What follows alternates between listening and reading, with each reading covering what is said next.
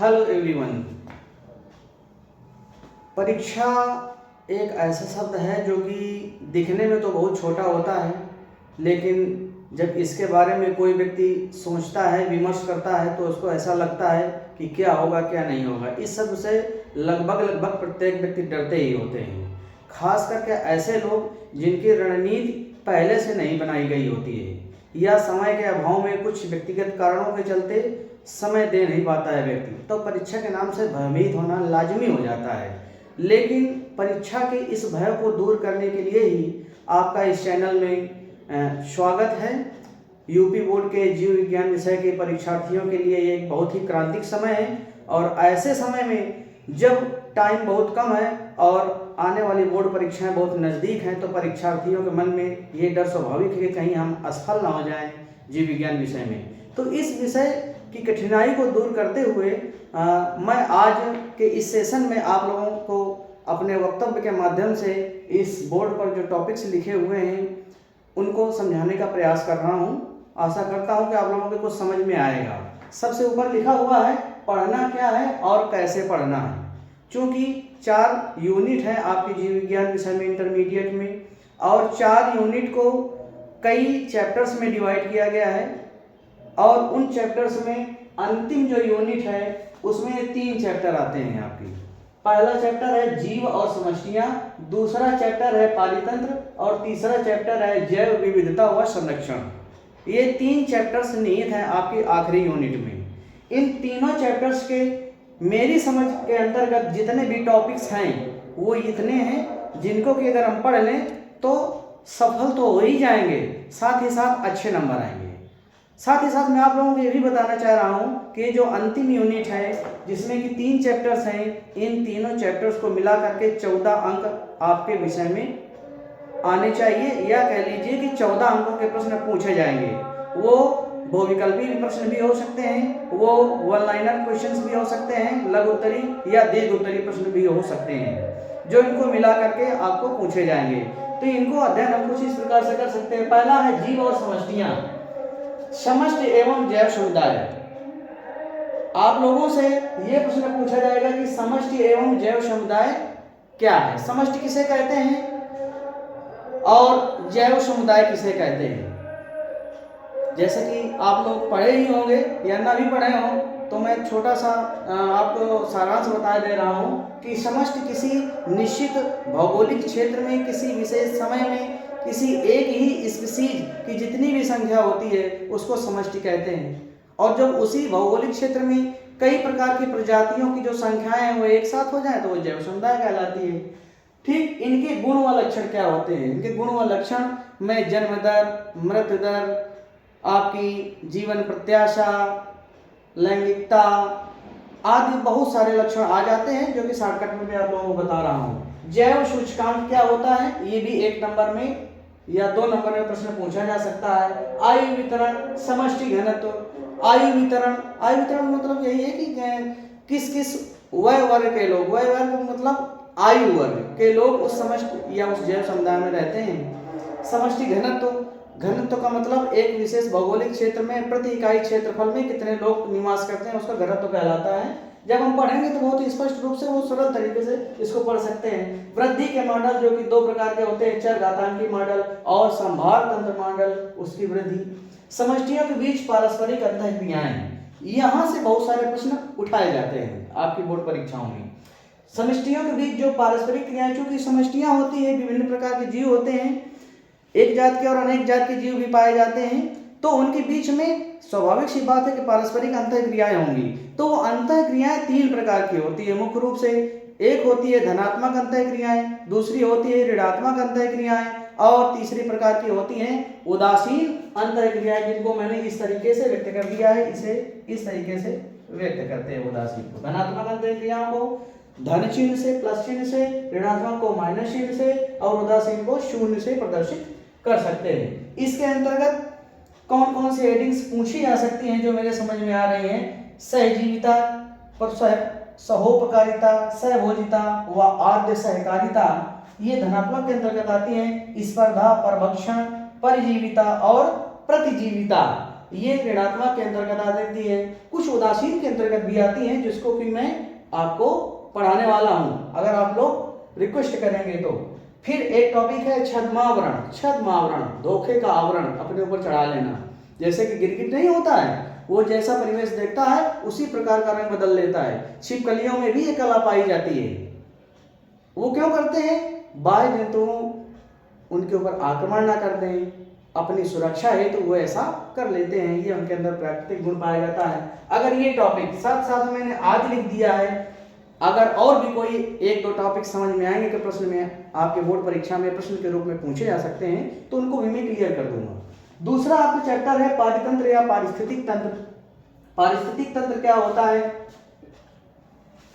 इसको बारे में जानकारी होना चाहिए। पारिस्थितिक तंत्र के प्रकार कौन कौन से होते हैं? स्थलीय, जलीय में जो स्थलीय पारितंत्र, स्थल यानी कि धरती वाला भाग, धरती वाले भाग में आपके वन भी आ जाते हैं। आपका एक पेड़ का भी पारितंत्र हो सकता है, तालाब का सॉरी और क्या कहते हैं कि वृक्ष का हो गया, आपके किसी खेत का पारितंत्र भी हो सकता है, और साथ ही साथ किसी बगीचे का भी हो सकता है, आदि आदि। फिर जलीय में आ जाते हैं अलवण जलीय पारितंत्र और समुद्री पारितंत्र। अलवण जलीय, ऐसा जल जिसमें लवण ना हो, अलवण, नमकीन ना हो, खारा पानी ना हो। और वो भी दो प्रकार के होते हैं, एक निर्जल रूप से बहने वाले जल स्रोत होते हैं और कुछ शांत जल स्रोत होते हैं। तो उनमें किस तरीके का पारितंत्र होता है उसका वर्णन करना। साथ ही साथ में समुद्री पारितंत्र, समुद्र महासागर आप लोग जानते ही हैं, सागर महासागरों के बारे में, कई प्रकार के सागर महासागर हैं और उनमें किस प्रकार का पारितंत्र पाया जाता है और पारितंत्र में कौन कौन से घटक होते हैं, आगे आगे चल के आएगा। इसमें कृत्रिम पारितंत्र, कुछ कृत्रिम पारितंत्र होते हैं, जैसे कि जल जीवशाला, एक्वेरियम जिसे बोला जाता है, वो भी इसी के अंतर्गत आता है। कृत्रिम, जहां पर भी कृत्रिम या आर्टिफिशियल शब्द का प्रयोग किया जाए, आप समझ जाइए कि वहां पर मानवीय हस्तक्षेप किया गया है, मानव ने अपने अनुसार उसको बनाया है। ठीक है, तो ये कृत्रिम पारितंत्र, इन सारे के बारे में आपको फिगर आउट करना पड़ेगा, पढ़ना पड़ेगा और पढ़ाने की जिम्मेदारी मेरी है। सरल शब्दों में आपको समझाने की जिम्मेदारी मेरी है। अगर एक समझ गए तो सारे के सारे ऑटोमेटिक आपको समझ में आ जाएंगे। फिर पारितंत्र के घटक कौन कौन से घटक होते हैं? जैविक घटक होता है, अजैविक घटक होता है। जैविक घटक जैसे नाम से स्पष्ट है कि जिनमें जीवन हो, उनके अंतर्गत आने वाली जो चीजें होती है जैविक घटक कहलाते हैं। उत्पादक, उपभोक्ता, अपघटक, ये सारे जैविक के अंतर्गत आते हैं। और अजैविक के अंतर्गत जिनमें जीवन नहीं होता है, जैसे कि प्रकाश हो गया, ताप हो गया, नमी, आर्द्रता, ठीक, वायु, ये सारे उसमें घटक आ जाते हैं। फिर ऊर्जा का प्रवाह, जो एक खाद्य श्रृंखला होती है, खाद्य श्रृंखला टॉपिक यहाँ पर है। खाद्य श्रृंखला मतलब एक ऐसी चेन का निर्माण जिसमें जीवधारी एक दूसरे को खाते हैं। एक पोषण स्तर से दूसरे पोषण स्तर भी ऊर्जा का प्रवाह होता है। जब उत्पादक, उपभोक्ता और अपघटक आप लोग पढ़ेंगे जो पारितंत्र के घटक होते हैं, तो उसमें आप लोगों को ये भी बताया जाएगा कि क्या उत्पादक होते हैं, कौन से उपभोक्ता होते हैं, उपभोक्ता होते हैं तो कितने प्रकार के उपभोक्ता होते हैं, किसको कौन खाता है। खाता क्यों है? क्योंकि प्रत्येक जीवधारी को ऊर्जा की आवश्यकता होती है। अपनी ऊर्जा की आवश्यकताओं की पूर्ति करने के लिए ही एक जीवधारी दूसरे जीवधारियों का भक्षण करता है, उसको खाता है और ऊर्जा प्राप्त करता है। तो इस प्रकार से कई पोषण स्तर बन जाते हैं। तो एक पोषण स्तर से दूसरे पोषण स्तर में कितने ऊर्जा का प्रवाह होता है, किस दिशा में ऊर्जा का प्रवाह होता है, ऊर्जा के 10% का नियम क्या है, ये बताया गया। देखिए, ऊर्जा का प्रवाह, ऊर्जा के 10% का नियम और खाद्य श्रृंखला क्या होती है। खाद्य श्रृंखला, और जब कई खाद्य श्रृंखलाएं मिल जाती हैं तो खाद्य जाल निर्माण करती हैं। जाल तो आपने देखा ही होगा, मछली पकड़ने वाला जाल या अन्य प्रकार के जाल आप लोगों ने देखे ही होंगे, आड़े तिरछे तरीके से बुने रहते हैं। उसी तरीके से जो खाद्य जाल होता है उसमें कई खाद्य श्रृंखलाएं आड़ी तिरछी रूप में एक दूसरे से सहसंबंधित रहती है, उलझी हुई स्ट्रक्चर बनाती हैं, उलझी हुई संरचना बनाती हैं, इसीलिए उसको खाद्य जाल का नाम दिया गया है। अगर ये समझ में आ जाएगा खाद्य जाल तो खाद्य श्रृंखला, तो खाद्य जाल समझ में आ जाएगा, और पारितंत्र के घटक समझ में आ जाएगा तो खाद्य श्रृंखला समझ में आ जाएगी, और खाद्य श्रृंखला समझ में आ जाएगी तो ऊर्जा का प्रवाह भी समझ में आ जाएगा और ऊर्जा के 10% का नियम भी समझ में आ जाएगा। एक हेडिंग से ही आपको कई सारी हेडिंग समझ में आ जाएंगे। बहुत ईजी है, बहुत सरल शब्दों में आपको समझा दूंगा। इसके बाद में एक टॉपिक आता है पारिस्थितिक पिरामिड्स। जो पारिस्थितिक तंत्र के घटक होते हैं, उत्पादक, उपभोक्ता, अपघटक, उनको अगर एक त्रिभुजाकार रूप में संयोजित कर दिया जाए, जैसे कि पिरामिड, आप लोगों ने मिस्र के पिरामिड देखे होंगे ना, किस प्रकार से होते हैं, त्रिभुजाकार रूप में होते हैं। तो उसी प्रकार का एक पिरामिड बनता है, सीधा पिरामिड भी त्रिभुजाकार बन सकता है और उल्टा पिरामिड भी त्रिभुजाकार इस तरीके से बन सकता है, सीधा भी बन सकता है और उल्टा भी पिरामिड बन सकता है।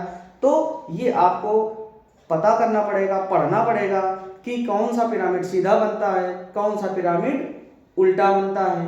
और इसमें भी 3 पॉइंट दे दिए गए हैं, संख्या, भार और ऊर्जा। 3 पिरामिड आपको समझने हैं, जीव संख्या का पिरामिड, जीव भार का पिरामिड और जीव ऊर्जा का पिरामिड। ये 3 प्रकार के पिरामिड आपके सिलेबस में है, जो कि आपको पढ़ना है, थोड़े से में समझ में आ जाएगा। अपरद और अपरदहारी क्या होते हैं, 1 नंबर में क्वेश्चन पूछा जाता है। पारिस्थितिक अनुक्रमण, पारिस्थितिक अनुक्रमण क्या होता है, ये अक्सर 3 नंबर में या कभी कभी 5 नंबर में भी प्रश्न पूछ लिया जा सकता है। तो इसको बहुत अच्छे तरीके से पढ़ना है। हाइड्रोस्फीयर क्या होता है, जीरोस्फीयर क्या होता है, उनमें किस प्रकार से पारिस्थितिक अनुक्रमण किया जाता है, किस तरीके से पौधों ने एक दूसरे का स्थान लिया है, किस तरीके से सरल पौधों से जटिल पौधों का निर्माण हुआ है, ठीक है, वो सारा इसमें बताया जाएगा। फिर प्राथमिक उत्पादकता, द्वितीयक उत्पादकता, नेट उत्पादकता क्या है, इसमें से भी एक प्रश्न 1 नंबर में आ जाता है कभी कभी, तो इसका भी पढ़ना अत्यंत आवश्यक है। साथ में आदि लिखा हुआ है, यानी कि इसके अलावा भी अगर 1, 2, 4 हेडिंग कुछ मेरे समझ में आती है तत्काल समय में, तो मैं आपको उसको भी इलेबोरेट कर दूंगा, ताकि आप आसानी से अपने कोर्स को कवर कर सकें। अब देखिए तीसरा पाठ आता है जैव विविधता व संरक्षण। जैव विविधता क्या है, उसका अर्थ, महत्व। सबसे पहले तो यह समझना आवश्यक है कि जैव विविधता होता क्या है। ठीक, जैव विविधता जीवों की विविधता, विविध प्रकार के जीवधारी पाए जाते हैं, जीव जिनमें जीवन होता है, वो पौधे भी हो सकते हैं, दैट मीन्स वनस्पतियां भी हो सकती हैं, और जंतु भी हो सकते हैं। जंतु जो जल में रहने वाले जंतु हैं, जो स्थल में रहने वाले जंतु हैं, जो वायुमंडल में उड़ने वाले जीवधारी हैं, वो सारे के सारे इसमें आ जाते हैं। ठीक है, विभिन्न प्रकार की वनस्पतियां हैं, किस प्रकार से एक दूसरे के साथ अंतर क्रिया इंटरेक्शंस करते हैं, किस प्रकार एक दूसरे को प्रभावित करने का काम करते हैं, और उनका क्या तात्पर्य होता है, अर्थ, उनका महत्व क्या है, किस तरीके से हमारे लिए महत्वपूर्ण है वो। अगर उनका विनाश हो जाए, उनकी क्षति हो जाए, जैसे टॉपिक लिखा है क्षति के कारण, अगर क्षति हो रही तभी तो क्षति के कारण हमको पढ़ना है। अगर क्षति हो जाए तो उसका क्या इम्पैक्ट मानव जीवन पर पड़ेगा, उसका अध्ययन करना है। उसके कारण क्या है, कैसे हम जैव विविधता का नुकसान कर रहे हैं, किन कारणों के कारण हम जैव विविधता को बहुत नुकसान पहुंचाए चले जा रहे हैं, और उसका हमारे जीवन पर क्या नकारात्मक असर पड़ रहा है, तथा संरक्षण की आवश्यकता क्यों, इनकी संरक्षण, इनकी सुरक्षा की आवश्यकता क्यों है। जब आप हानि समझ में आ जाएगा, तब आपको इसके संरक्षण की आवश्यकता भी समझ में आ ही जाएगी। तो यहाँ से एक प्रश्न उठना ही उठना है आपके पेपर में, कुछ भी हो जाए। फिर संकटग्रस्त जातियों की श्रेणियां, मैंने इसको एक फार्मूला के रूप में बना दिया है, EVRTO। जैसा कि इस समय भारतीय सरकार भी ईवी गाड़ियों को प्रमोट कर रही है। ईवी का मतलब इलेक्ट्रिक व्हीकल, इलेक्ट्रिक गाड़ियां जो आ रही हैं मार्केट में, उनको प्रोत्साहन मिल रहा है सरकार की तरफ से। तो मैंने भी बना दिया EVRTO। आरटीओ साहब ने कहा है कि ईवी गाड़ियां भाई चलाइए आप सभी लोग। ई से इंडेंजर्ड स्पीसीज, दैट मीन्स संकटग्रस्त जातियां। वी से वल्नरेबल स्पीसीज, दैट मीन्स सुभेद्य जातियां। आर से रेयर स्पीसीज, दैट मीन्स दुर्लभ जातियां। टी से थ्रेटेंड स्पीसीज, दैट मीन्स संकटमयी जातियां। और ओ से out of danger species, means खतरे की बाहर की जातियां। इसके अलावा ये भी पूछा जा सकता है कि विलुप्त जातियां किसे कहते हैं। तो ये सारा का सारा बहुत आसान है, इसको बहुत ही आसानी से समझा जा सकता है। फिर जंतु और पादप का संरक्षण, जंतु और पादपों का संरक्षण, ये यहीं से संरक्षण की आवश्यकता, यहीं से टॉपिक निकल करके आया है कि जंतुओं और पादपों का संरक्षण करने की आवश्यकता क्या है। आवश्यकता चलो हमें समझ में आ गई, तो इसका संरक्षण किस प्रकार से किया जाना चाहिए। तो इसके लिए 2 युक्तियों को बताया गया है। पहली युक्ति है स्वस्थानीय संरक्षण और दूसरा है बहिस्थानीय संरक्षण। ठीक, इसको बहुत आसानी समझना, और ये पेपर में बहुत ज्यादा आता है। यहाँ से भी प्रश्न अक्सर ही उठाया जाता है बोर्ड पेपर में। रेड डाटा बुक, आंकड़ों की लाल किताब, नाम से ही लाल किताब अपने आप में यहाँ होती है ना, इसमें जंतर मंतर तमाम तरह के तंत्र मंत्र टोना टोटका लिखा रहता है। खत उसको कहा जाता है कि छूना नहीं, उसको मत पढ़ना, कुछ हो न जाए।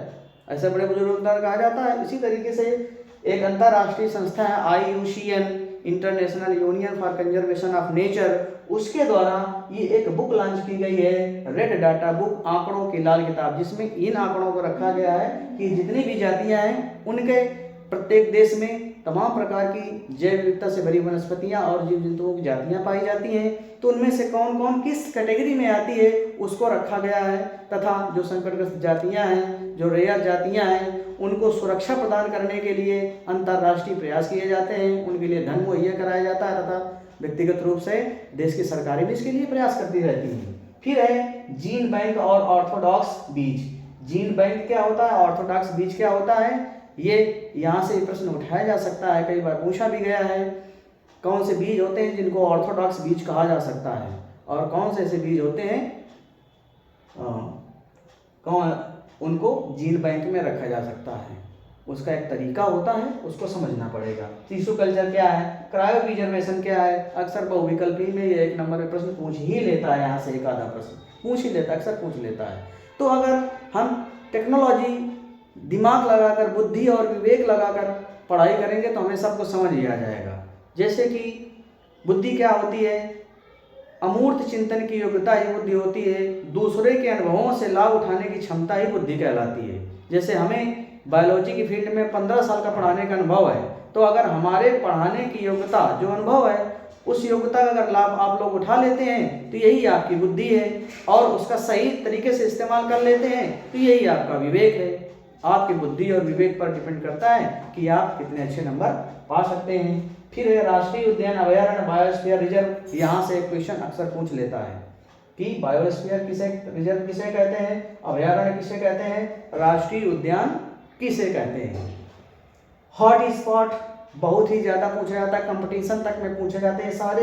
ये जितने भी यहाँ से टॉपिक दिए गए हैं सारे कंपटीशंस में, आपके इंटरमीडिएट ही नहीं, इसके आगे जब BSc MSc करने जाएंगे, PhD करने जाएंगे, CSIR नेट का एग्जाम देंगे, या फिर TGT PGT इत्यादि इत्यादि एग्जामों में, या जनरल नॉलेज वाले प्रश्नों में भी यहाँ से प्रश्न अक्सर क्रिएट कर देता है। तो आपको यहीं से पढ़ना है, फिर आपको जब परीक्षा एग्जाम हॉल में बैठे होंगे तो टेंशन नहीं होगी, आपको पता होगा कि अमित सर ने हमको पढ़ाया था इंटरमीडिएट में, तो ये चीज़ यही सही है। ठीक है। हॉट स्पॉट, तप्त स्थल जिनको बोलते हैं, कौन से हॉट स्पॉट होते हैं, अरे भाई जहाँ पर जैव विविधता ज़्यादा होती है वही हॉट स्पॉट होता है। जहाँ पर ज़्यादा मात्रा में पाई जाएंगी वनस्पतियाँ, तरह तरह की वनस्पतियाँ पाई जाएंगी, तरह तरह के जीव जंतु पाए जाएंगे, तो वो तप्त स्थल तो होएगा ही होएगा। इसके बाद में झूम खेती, क्या होती है झूम खेती और क्यों की जाती है झूम खेती। चिपको आंदोलन सुंदरलाल बहुगुणा संबंधित है ना। तो अक्सर ये चिपको आंदोलन में पूछा जाता है, बहुत पूछा जाता है, तो विशेष रूप से अवेयर रहिए और इनको पढ़ने के लिए हमेशा अपने आप को तैयार रखिए। वन्य जीव संरक्षण अधिनियम 1972 क्या है, ये यहाँ तो प्रश्न पूछा ही जाता है, साथ साथ अग्रिम कक्षाओं में भी ये प्रश्न बहुत ज़्यादा इंपॉर्टेंट है, पूछा जाता है। और ये अधिनियम सरकार के द्वारा बनाया गया था कि वन्य जीवों को संरक्षण किया जाए, तो इसके लिए उन्होंने एक अधिनियम भी बना दिया 1972 ईस्वी में, कि ताकि कोई भी व्यक्ति इनको नुकसान ना पहुंचाए। फिर तमाम प्रकार की संस्थाएं WWF, WLPS, NWAP, ये तमाम प्रकार की संस्थाएं हैं। यहाँ से प्रश्न नए क्वेश्चनेयर, नए क्वेश्चन पेपर जो बना सकता है, तो बार बार प्रश्न अगर वहाँ से रख रहा है, सोचेगा नया कुछ रखा जाए तो यहाँ से भी रख सकता है। विभिन्न प्रकार के प्रोजेक्ट्स, यहाँ से भी एक प्रश्न पूछा जाता है अक्सर, कि कह देगा बाघ या टाइगर प्रोजेक्ट क्या है, बाघ प्रोजेक्ट या टाइगर प्रोजेक्ट क्या है, प्रोजेक्ट घड़ियाल क्या है, प्रोजेक्ट मगर या प्रोजेक्ट मगरमच्छ क्या है, हंगल प्रोजेक्ट क्या है या हंगल परियोजना क्या है, एलिफेंट प्रोजेक्ट क्या है, सी टर्टल प्रोजेक्ट क्या है, इत्यादि। यहाँ से प्रश्न इस चैप्टर से आ सकते हैं। अब इन तीनों चैप्टर्स को पढ़ना है तो कम से कम एक घंटे का समय तो देना ही पड़ेगा आपको तीनों को पढ़ने के लिए। देखिए, सफलता का कोई शॉर्टकट नहीं होता है, लेकिन हाँ, अगर बुद्धि विवेक से मन लगा करके कोई भी चीज़ पढ़ी जाए, फिर उसका अमूर्त चिंतन किया जाए, तो मुझको तो ऐसा नहीं लगता कि कोई भी विषय बहुत ही कठिन है। मन के हारे हार है और मन के जीते जीत है। अगर आप मन से हार गए तो बिल्कुल हार जाएंगे, अगर मन से जीत गए तो बिल्कुल जीत जाएंगे। दृढ़ इच्छा शक्ति आदमी को कहाँ से कहाँ तक ले जाती है, आपको फर्श से अर्श तक पहुँचा सकती है। तो मैं तो आपको इन्हीं अंतिम पंक्तियों के साथ में अपनी वाणी को विराम देना चाहूँगा कि लक्ष्य तक पहुँचे बिना पथ में पथिक विश्राम कैसा, जब तक आप लक्ष्य तक न पहुंच जाएं तब तक आप एक पथिक के रूप में चलते रहिए, पढ़ते रहिए। कर्म करना आपके भाग्य में बस में है और फल की इच्छा न करते हुए हमें आगे पढ़ते रहना है। अगर आप लोगों को ये सेशन पसंद आया है और आपको लगता है कि हाँ यहाँ से प्रश्न उठा सकता है, आपको समझने हैं बिंदुओं को, तो आप लोग कमेंट करेंगे कमेंट बॉक्स पर जा करके कि हाँ सर हमको ये चीज़ पढ़नी है, तो मैं इन सभी टॉपिक्स पर अपना वीडियो लेकर के आऊँगा। Thank you.